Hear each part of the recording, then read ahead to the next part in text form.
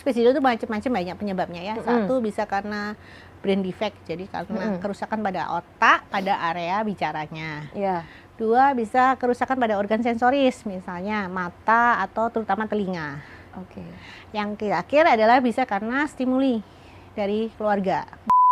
0 sampai 3 bulan itu sudah kelihatan misalnya. 0 sampai 3 bulan. Waktu kita manggil gitu dari belakang dia respon. Nah, salah satu penyebab dari gangguan berkomunikasi atau gangguan berbahasa itu adalah kemampuan seorang anak menerima bahasa reseptif, dipanggil respon atau enggak. Apakah speech delay itu bisa diatasi gitu dengan bantuan oleh orang tua di rumah, dokter? Salah satu penyebabnya hanya karena stimuli ya? Ya, bisa. karena stimuli. Bisa.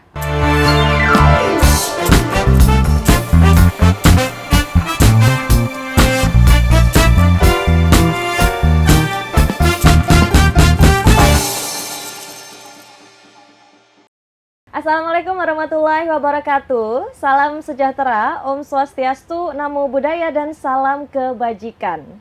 Bersama saya Hefty Suud di Healthy Vibes Tribun Jatim Network. Dan hari ini di studio Tribun Jatim Network, di sini tempat saya duduk hari ini, sudah kedatangan Dr. Hana Diah Ferry Anomsari, SPA, Subspesialis Tumbuh Kembang Pediatri Sosial Konsultan. Selamat datang Dr. Hana. Terima kasih Mbak Titis. Iya. Selamat datang di studio Tribun Jatim Network ya. Nah, ini memang ada Dr. Hana di sini ya, yang merupakan dokter konsultan tumbuh kembang ya. Ya. Ini saya mau tanya soal isu yang banyak dibicarakan tentang tumbuh kembang anak gitu ya. Kalau ngomongin parenting itu kan sekarang banyak banget sumbernya ya dokter ya, betul. Apalagi di media sosial ada banyak influencer, selebriti, dan juga banyak banget yang nge-share gitu bagaimana mereka merawat dan mengasuh buah hatinya gitu. Tapi karena banyaknya informasi gitu ya tentang bagaimana tumbuh kembang anak, bagaimana cara mengasuh gitu ya di media sosial, kadang itu ada sedikit rancu gitu ya dokter ya gitu. Nah, mungkin ini ada Dokter Hana yang merupakan spesialis gitu ya, konsultan tumbuh kembang anak. Saya mau tanya tentang speech delay ini, dokter. Waduh, ini lagi ngetren ya. Iya, speech delay. Ya. Itu sebenarnya speech delay itu apa sih, dokter? Apakah itu sebenarnya sama dengan keterlambatan bicara atau gimana, dokter? Jadi kalau mau per definisi ya Mbak ya, jadi sebenarnya speech itu kan bicara ya. Sebenarnya kalau gangguan bicara itu sebenarnya bukan kemampuan dia tidak bisa bicara sama sekali gitu. Jadi kalau lebih tepatnya kalau per definisi itu keterlambatan bahasa sebenarnya. Keterlambatan bahasa. Karena kemampuan dia kalau berbicara itu macam-macam, bisa gangguan artikulasi, bisa gangguan fonologi, atau bisa gangguan dia nggak bisa memulai atau gagap kayak begitu, itu lebih ke berbicara. Kalau ke language itu lebih ke bahasa gitu. Sebenarnya per definisi begitu sebenarnya. Tapi kan karena di masyarakat itu sudah menganggap lambat bicara gitu ya. Karena kalau per divisi bicara itu kemampuan kita mengucapkan sesuatu itu berbicara. Kalau komunikasi itu lebih ke language, lebih ke bahasa. Ada bahasa Inggris, bahasa Indonesia, bahasa nonverbal, ada bahasa verbal, itu lebih ke language sebenarnya. Jadi yang ada di masyarakat tuh keterlambatan berbahasa sebenarnya. Keterlambatan berbahasa. Sebenarnya seperti itu. Jadi, tapi karena sudah di masyarakat sering datang gitu biasanya ngomong, "Dok, anak saya lambat bicara," gitu. Trennya itu soalnya dokter, lambat bicara, speech delay. Gitu. Dok, anak saya sudah sekian tapi belum bisa bicara gitu. Jadi lebih ke speech delay begitu. Oke, baik. Nah, kalau untuk speech delay sendiri atau keterlambatan berbahasa gitu ya, dokter. Itu bisa dilihat sebenarnya sejak kapan sih, dokter gitu? Apakah ini kasus yang memang harus ditangani gitu, atau sebenarnya bisa juga diantisipasi gitu sebenarnya? Sebenarnya harus, kalau saya sih harus, karena ujung dari harus apa, dokter? Harus ditangani dong. Oke, baik. Karena bahasa itu sebenarnya bukan sekedar seorang anak mampu berbicara ya sebenarnya. Kalau kita mau lihat runtutan dari milestone bahasa itu, ujung terakhirnya itu adalah kecerdasan. Jadi kalau bagi saya kalau keterlambatan berbahasa atau berbicara itu yang paling ditakutkan itu ujungnya adalah kecerdasan, dan itu nanti berpengaruh pada sekolah. Baik. Jadi ini yang kenapa saya bilang bahasa bagi saya penting, karena ini harus yang utama, karena kita mendapat nulis, dapat pengetahuan dan sebagainya dari kita berkomunikasi dan berinteraksi dengan orang. Jadi kalau ada keterlambatan bahasa, maka itu akan jadi problem utama, komunikasi dan interaksi. Oh, baik. Gitu. Jadi sebisa mungkin kalau bisa dicegah itu lebih baik, atau sebisa mungkin kalau bisa diketahui lebih dini itu jauh lebih baik. Karena akan lebih bagus hasilnya kalau diintervensi lebih dini. Nah, itu gimana, dokter? Cara mengetahui lebih dini gitu kalau ternyata buah hati kita gitu ya mengalami speech delay? Ya, jadi sebenarnya kalau kita mau kembali ke milestone ya, jadi kalau ke tahapan perkembangan anak itu di usia 0 sampai 3 tahun itu sebenarnya sudah 0 sampai 3 bulan itu sudah kelihatan misalnya 0 sampai 3 bulan. Waktu kita manggil gitu dari belakang dia respon. Nah, salah satu penyebab dari gangguan berkomunikasi atau gangguan berbahasa itu adalah kemampuan seorang anak menerima bahasa reseptif dipanggil respon atau enggak. Salah satunya adalah gangguan telinga. Itu yang seringkali kita nggak kepikiran ke sana karena bahasa itu ada kombinasi dari sensoris mata dan sensoris telinga. Oh baik. Seringkali kalau gangguan pendengaran itu menjadi hal yang agak miss ya, agak terlambat terdeteksi karena seringkali orang tua, oh dipanggil respon kok. Kadang-kala kita itu manggil anak kadang ikut pakai bahasa tubuh kita, sini gitu. Jadi kita nggak waspada bahwa itu sebenarnya dia nggak dengar, dia hanya pakai lihat secara visual. Oh baik. Gitu. Jadi sebenarnya sejak dari awal waktu kita manggil, waktu dia mendengarkan sesuatu bel atau apa dia respon nggak? Gitu. Itu tanda awal. Kemudian apakah dia bisa bersuara di usia awal, mengeluarkan suatu suara apa enggak? Gitu. Itu harus perhatikan. Kemudian kemampuan dia melihat wajah ibu di 0 sampai 3 bulan itu penting banget untuk area bahasa. Melihat wajah ibu maksudnya gimana tuh? Kalau ada ibunya dia bisa mengikuti wajah ibunya, itu kan artinya secara visual dia bagus. Oke, gitu. Jadi cara mendeteksinya sebenarnya sederhana ya? Ya, betul. Jadi tapi orang tua harus lebih memperhatikan gitu ya, bagaimana buah hatinya atau anaknya di bahkan usia 0 sampai 3 bulan gitu ya. Jadi nggak nunggu dia gede dulu gitu ya. Nah, masalahnya orang-orang itu merasa oh ini nggak ada masalah, baru ketahuan tuh sering kali terjadi setelah teman-teman sebayanya di usia 2 tahun, loh kok sudah bisa ngomong banyak, anak saya belum ngomong sama sekali. Nah itu baru ini, dan jelas sebenarnya di usia gitu tuh sudah cukup lambat. Seharusnya waktu dia di awal 6 sampai 9 bulan sudah bisa babbling itu kita harus, yang dia belum, nah itu harus tanda tanya, adakah sesuatu gitu. Oh baik. Terus kalau di masyarakat sendiri nih dokter, saya juga baru tahu ternyata dia bisa diamati mulai dari usia 0 sampai 3 bulan gitu ya. Tapi kadang ada juga orang tua itu yang kayak, halah nanti mungkin dia juga bakal ngikutin, alah masih 3 bulan masih kecil, mungkin nanti setahun dia bakal lebih berkembang gitu. Itu sebenarnya mindset yang keliru atau gimana kalau menurut dokter Hana sendiri? Kalau saya sih keliru ya, karena tahapan perkembangan anak itu nggak akan lompat-lompat. Jadi kalau dia belum bisa bersuara, mengeluarkan huruf vokal, dia nggak akan bisa menambahkan huruf konsonannya. Jadi tahapan perkembangan itu selalu tertata. Kalau dia belum bisa tengkurap, dia nggak akan bisa duduk. Gitu. Jadi apalagi untuk area bahasa, karena yang tadi saya bilang, ujungnya adalah kecerdasan, ujungnya adalah perilaku. Kalau itu bermasalah di awal, oh ini bermasalah sekali, dan sekolah itu pasti akan sangat-sangat bermasalah. Gitu. Berarti kalau misalnya di usia 1 tahun apa ya dokter ya, biasanya anak tuh udah bisa manggil ibu gitu. Kata dasar pertama itu mama, papa. Mama, papa gitu. Nah misalnya di usia itu anak belum bisa mengucapkan mama gitu. Apakah itu bisa dianggap sebagai, wah ini bermasalah nih anakku? Oh ya harus. Harus berpikiran ke sana. Kalau saya lebih baik kita waspada, lebih baik kita khawatir daripada kita sama sekali santai nanti. Papanya dulu biasanya gini sih. Papanya dulu juga terlambat bicara kok, baru bisa bicara 3 tahun. Mamanya juga dulu baru bicara bisa 3 tahun gitu. Enggak boleh begitu. Baik.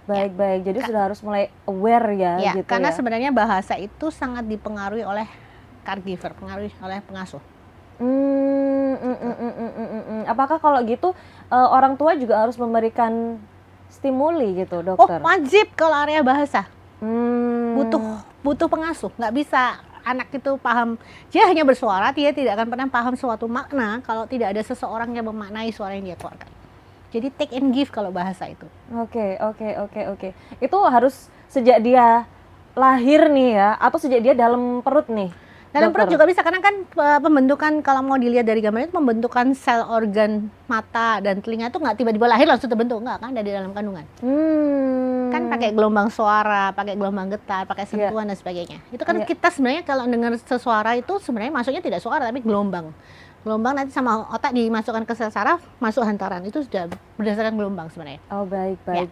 Jadi ngajak ngobrol buah hati sejak dia dalam kandungan itu mungkin bisa jadi salah satu cara ya dokter untuk mengantisipasi anak mengalami speech delay. Tapi lebih bagusnya setelah lahir, kan dia sudah organnya sudah terbentuk dengan sempurna, kita harus masuk. Gitu. Nah terus kalau misalnya nih dokter, anak nih ya, dia ketahuan speech delay sejak usianya masih sangat dini, misalnya 3 bulan tadi ya dokter, daripada anak yang baru ketahuan pas usianya 3 tahun gitu. Apakah proses penanganannya itu bisa lebih tepat atau solusinya bisa lebih valid gitu dokter, bisa sembuh gitu? Gini, kalau kita pakai teori plastisitas otak ya, plastisitas otak itu terbaik di usia 0 sampai 2 tahun gitu. Baik. Jadi apapun yang terjadi di usia itu kalau kita segera mengejar itu jauh lebih bagus hasilnya dibandingkan kalau di atas 2 tahun atau bahkan di atas 3 tahun. Karena plastisitas otak atau kecepatan perkembangan otak di bawah 2 tahun itu 4 kali di usia yang lain. Oh. Jadi dia sangat cepat banget, itu sebabnya kenapa kalau di antara 2-3 tahun tuh kalau dikasih input itu cepat banget dia akan terima gitu. Jadi kedua kita harus berwaspada di hal itu. Sehingga kalau makanya kita selalu kalau di tumbuh kembang itu selalu poin utama kami itu adalah deteksi dini. Selalu deteksi dini itu kata kunci kami. Deteksi dini, dan deteksi dini itu peran sertanya dari pengasuh. Karena kan saya posisinya sudah di rumah sakit ya. Dalam arti kalau sudah di titik di rumah sakit artinya tidak ada deteksi dini, sudah selalu datang dengan delay gitu. Jadi ujung tombaknya sebenarnya di keluarga. Deteksi dininya di keluarga. Kok anakku usia segini misalnya kok nggak bersuara ya gitu, kok nggak ngerespon sama wajahku ya, kalau aku balas senyum kok nggak bisa. Itu harus ada warning dan harus segera dibawa ke. Oke. Kalau saya mau minta catatan nih dokter Hana, apa sih tanda awal speech delay gitu yang biasanya orang tua itu kelewatan gitu? Kelewatan tuh kadang ini waktu babing oke, setelah di usia setahun itu gitu menganggap belum, nanti setelah 2 tahun baru. Jadi padahal 2 tahun tuh harusnya sudah bisa 2 kata. Karena sebelum fase itu dia kadang-kadang orang lewat gitu, karena mereka biasanya lebih prioritas ke motorik kasar, belum bisa jalan, belum bisa duduk dan sebagainya, tapi tidak memikirkan ke area bahasa yang seharusnya sudah harus dipantau dari awal juga. Jadi agak ada keharusannya gitu ya dokter ya, kayak ngeliat kok anak tetangga umur 2 tahun udah bisa 2 kata, kok anakku belum. Itu boleh ya sebenarnya gitu-gitu ya dokter? Boleh. Bukan membanding-bandingkan tapi boleh. ya? Boleh, sebenarnya kita punya kok toolsnya. Oh ya? Kalau di gadget ada namanya Primaku, ya buatannya IDAI. Kalau yang dari pemerintah ada namanya buku KIA. Nah itu buku KIA itu bagus banget, terus screen di situ ada bagaimana seorang anak berespon atau tidak, itu ada. Oke, baik gitu. Berarti itu kalau KIA itu kan ngisinya waktu anak-anak imunisasi gitu ya? Nah seharusnya yang ngisi orang tuanya tuh kalau perkembangan. Oh, itu diisi sama orang tua ya dokter ya? Oh baik. Jadi itu buku bukan cuma sekedar ada ya sebenarnya ya? Oh enggak. Makanya setiap punya anak itu pasti punya satu buku. Anaknya itu pasti punya buku gitu. Oh baik. Kalau dari anaknya sendiri nih dokter, ada nggak sih kayak faktor apa ya? Genetik atau faktor bawaan yang membuat dia menjadi speech delay gitu? Jadi gini, speech delay itu macam-macam, banyak penyebabnya ya. Satu bisa karena brain defect, jadi karena kerusakan pada otak, pada area bicaranya. Yeah. 2 bisa kerusakan pada organ sensoris, misalnya mata atau terutama telinga. Oke.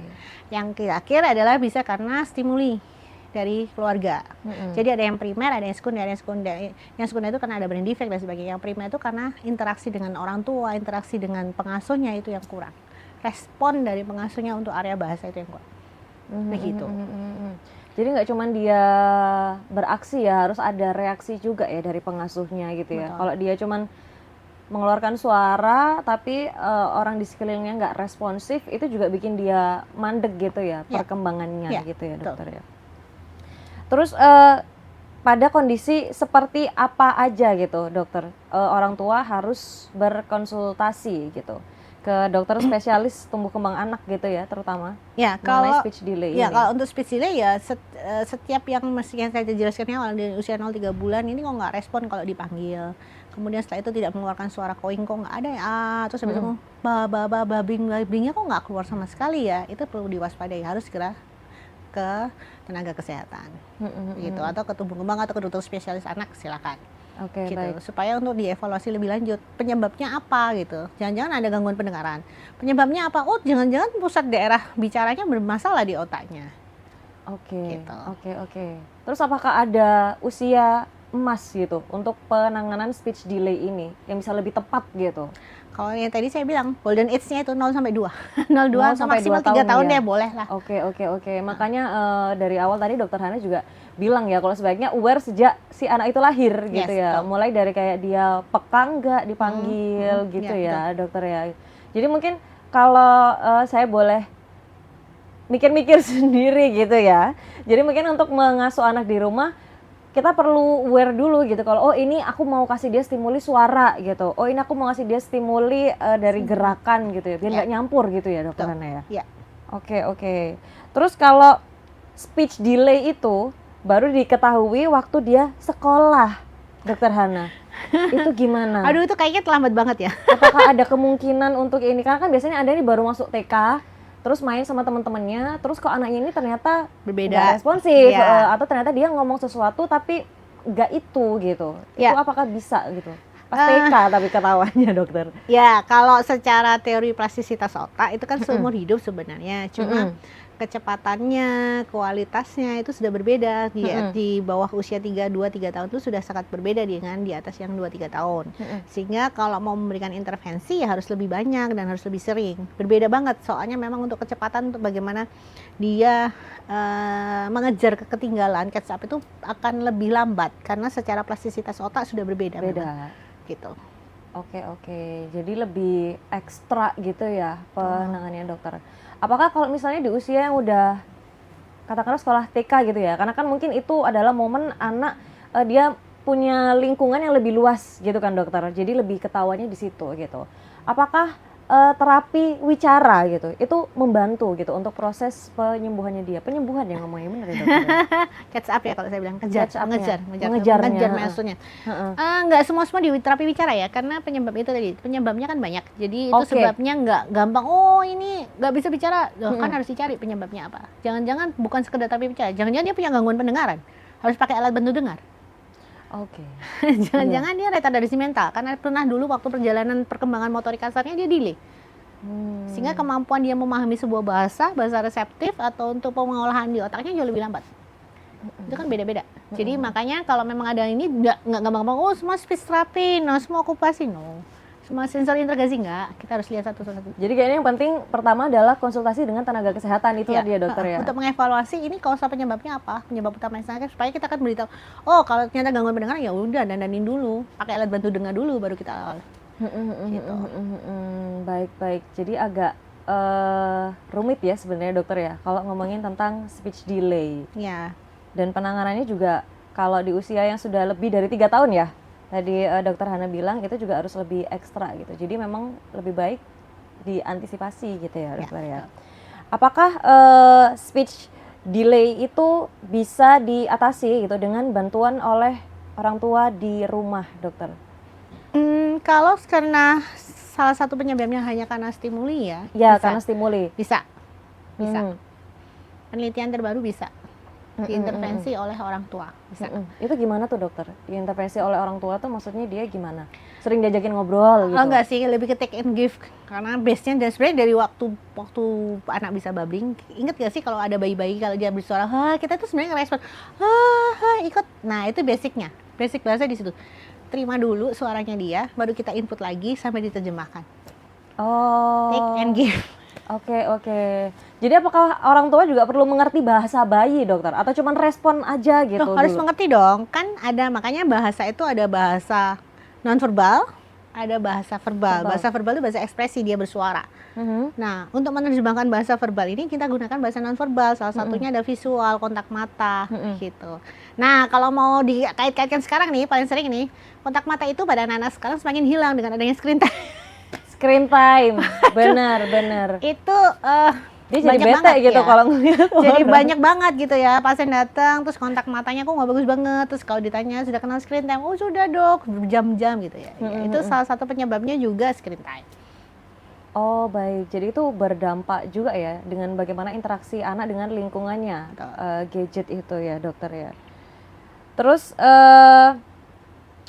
karena anak-anak kan sekarang gadget itu udah banyak modelnya ya dokter, ada yang iPad, ada yang udah boleh pegang HP, ada yang boleh pegang komputer gitu. Nah masalahnya tontonan anak-anak itu sekarang nggak semuanya berbahasa Indonesia gitu kan dokter. Apakah dengan dia menerima gitu ya banyak bahasa gitu, bahasa Inggris, bahasa Indonesia gitu misalnya, dari tontonannya itu juga bisa menyumbang gitu ya potensi speech delay gitu ke anak-anak itu? Kalau area bahasanya tidak bermasalah, sebenarnya tidak terlalu. Cuma yang jadi kendala itu dia dapatnya itu loh, dapat inputnya itu dari gadget, bukan dari ortu. Oh, itu ngaruh ya dokter ya? Nah kan kita berbahasa tujuannya untuk ngobrol, Oh baik, baik, bukan untuk asal ngomong ya, nggak baik, ada yang baik. terima. Dia bisa ngomong bahasa Inggris tapi bapak ibunya, hah kamu ngomong apa gitu kan? Oke. Oh baik, baik, baik, baik. Jadi sebenarnya lingkungannya mendukung atau enggak gitu ya dokter ya? betul. Kalau nggak mendukung jadinya rancu, Betul. gitu kah dokter? Jadi nggak bisa berkomunikasi karena sebenarnya itu yang tadi saya bilang, bahasa itu ujung awalnya adalah di komunikasi interaksi. Kalau kita bisa berbahasa tapi kita nggak bisa berkomunikasi ya kita nggak akan bisa kemana-mana nanti. Oke, berarti kalau bilang ada yang mitos gitu berarti ya dokter ya, kalau ada yang bilang anak-anak bilingual itu biasanya lebih speech delay gitu, enggak ya? Speech delay-nya karena orang tuanya nggak bisa ngerespon. Jadi orang tua menganggap anak ini speech delay. Oh, ada ya kasus seperti itu ya Oh dokter ada, ya? saya punya pasien datang gitu, dok karena saya nggak bisa ngomong nih. Terus tiba-tiba waktu ngeliat gambar burung dia bilang flamingo, red, blue, terus bilang, wah ya udah mamanya belajar bahasa Inggris aja. Oh baik, baik, baik, baik, baik. Ya mungkin karena itu tadi ya dokter ya, maksudnya kayak karena trennya keterlambatan bicara atau miskomunikasi itu ke anak kadang dianggap sebagai speech delay gitu ya. Ya, Tapi betul. mungkin bisa jadi anaknya fine-fine aja nih, tapi orang tuanya yang perlu lebih belajar banyak. Ya, makanya itu saya bilang kalau bahasa itu utamanya dari pengasuh. Oke. Yang Oke, ngasuh oke. kan orang, bukan HP. Jadi sebenarnya kalau dia nontonnya bahasa Inggris, bahasa Indonesia, tapi sama orang tuanya di rumah juga ngobrolnya bilingual. Oh bagus, itu secara knowledge bagus. Oh, Pengetahuannya baik. nambah pasti. Baik, Nggak baik. masalah, nggak masalah. Pokoknya ada, jadi bahasa yang dia keluarkan itu bermanfaat untuk berkomunikasi itu sangat-sangat bagus. Jadi bukan karena dia nonton terus karena bahasanya lain itu menyebabkan dia speech delay itu enggak ya dokter ya? Enggak sih, makanya saya tergantung yang input. Jadi kalau ada anak output, itu tergantung inputnya. Saya dulu pernah punya pasien, masih ingat nggak sih film yang beruang putih itu yang kalau ngomong itu? Oh tahu Bernard Beer. Iya, saya punya pasien tuh ngomongnya gitu. Oke, iya. Beneran, ini saya, wah ya sudah, ibunya belajar, enggak gitu. Belajar bahasa beruang. Enggak gitu, karena yang ditonton itu gitu loh. Oh iya. Jadi ya berarti kan saya mau menunjukkan area ekspresi bersuaranya nggak ada kendala di otaknya. Itu saya, bagi saya kalau anak sudah bisa bersuara, artinya area ekspresi bahasa suaranya, bahasa verbalnya nggak ada kendala. Inputnya bagus, artinya diproses di otaknya bagus sehingga dia bisa mengeluarkan itu, artinya brainnya nggak ada masalah. Oke. Ya. Jadi kan Brainnya nggak ada masalah, telinganya juga nggak ada masalah nggak ada karena dia masalah. mendengar. Betul. Kan kemampuan dia melihat ekspresinya kan sesuai dengan Bernard Bear tuh. Jadi Bernard kan, Bear, jadi kan ya udah dia apa yang dia lihat, dia yang inputkan ya itu yang dia outputkan. Oke. Berarti itu sebenarnya kalau kayak gitu dokter, itu apakah ada usia minimal anak boleh nonton gadget atau nonton TV gitu dokter? Biar dia nggak terdistract gitu. Kalau saya di bawah, kalau saya ya, kalau saya Iya. sebenarnya walaupun aturan ya, berdasarkan aturan dulu. Aturan WHO 0 sampai 2 tahun no. 0 sampai 2 tahun nggak sama sekali? Nggak. 0 jam. Karena itu kita lagi membangun fondasi. Oke. Kenapa? Itu saya bilang organ sensor untuk daerah bahasa itu yang terbesar adalah mata dan telinga.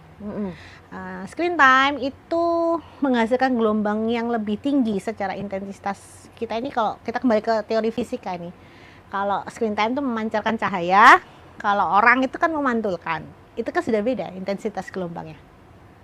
Sehingga kalau sensornya kita sudah menerima sesuatu yang lebih tinggi, maka yang di bawahnya nggak akan keterima di otak kita. Setuju. Nah, itu sebabnya seringkali karena yang terpapar screen time, penelitian terbaru selalu bilang kontak matanya akan nggak bagus. Oke. Gitu. Karena dia terbiasa suatu gerakan yang cepat, sedangkan lihat kita terus sesuatu yang berwarna, terus memancarkan cahaya kita ini, aduh beda banget sudah. Jadi males gitu ya, nggak menarik sudah. Terus intensitas untuk gelombang suara, secara amplitudo frekuensi itu sudah berbeda Beda lagi. banget. Saya lo cempreng gitu ya, nggak enak banget. Sementara kalau suaranya kita lihat sama-sama nonton tuh kan audionya bagus banget, stereo Mungkin dan dia nonton sebagainya. Upin Ipin gitu Kan mungkin beda ya. kan, terus gerakannya juga stereo kan lebih stereo. Itu sudah berbeda. Sehingga itu akan berdampak. Makanya kenapa 0 sampai 2 tahun itu harus 0 jam screen time gitu yes, ya. Nah, kenapa harus dibangun dulu? Karena 0 sampai 2 tahun itu kan area bahasa pertamanya itu sudah mulai keluar, sudah beres sebenarnya. Karena nanti setelah 2 tahun boleh sebenarnya, tapi kalau saya pribadi enggak, boleh aturannya boleh hanya untuk edukasi. Oke. Tapi kebanyakan di Indonesia tidak untuk edukasi, untuk rekreasi. Jadi atau biar anaknya tenang ya, aja gitu. Biar anaknya tenang, orang tuanya bisa kerja gitu kan. Itu nggak boleh, karena artinya untuk edukasi artinya ada pendampingan yang ngasih, ada pengasuh yang ngasih. Nah kalau saya maunya sampai 6 tahun karena kecenderungannya itu tadi, kecenderungannya selalu memberikan untuk rekreasi, tidak untuk edukasi.